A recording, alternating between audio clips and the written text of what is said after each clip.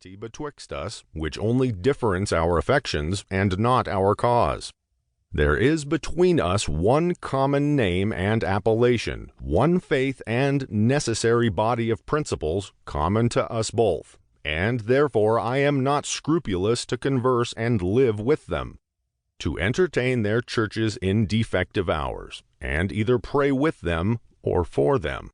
I could never perceive any rational consequence from those many texts which prohibit the children of Israel to pollute themselves with the temples of the heathens.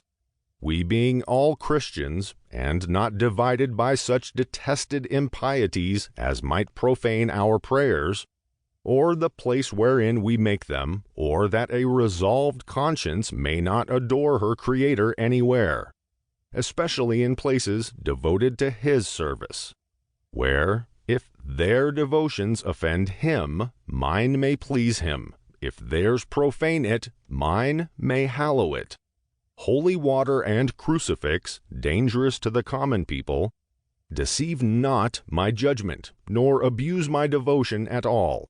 I am, I confess, naturally inclined to that which misguided zeal terms superstition.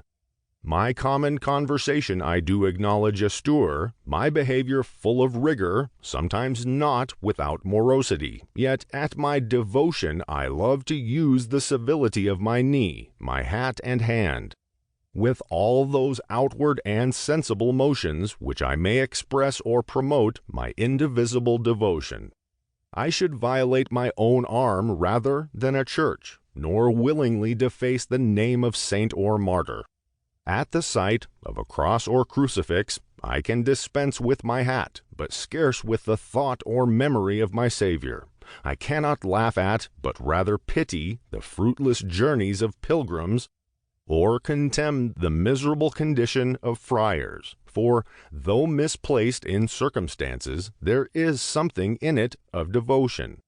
I could never hear the Ave Mary bell without an elevation, or think it a sufficient warrant, because they erred in one circumstance, for me to err in all, that is, in silence and dumb contempt. Whilst, therefore, they directed their devotions to her, I offered mine to God, and rectified the errors of their prayers by rightly ordering mine own. At a solemn procession I have wept abundantly, while my consorts, blind with opposition and prejudice, have fallen into an excess of scorn and laughter. There are questionless, both in Greek, Roman, and African churches, solemnities and ceremonies whereof the wiser zeals do make a Christian use, and stand condemned by us, not as evil in themselves, but as allurements and baits of superstition to those vulgar heads that look asquint on the face of truth, and those unstable judgments that cannot consist in the narrow point and center of virtue, without a reel or stagger to the circumference. As there were many reformers, so likewise many reformations, every country proceeding in a particular way and method according as their national interest, together with their constitution and clime, inclined them, some angrily, and some with extremity, others calmly and with mediocrity, not rending, but easily dividing the community,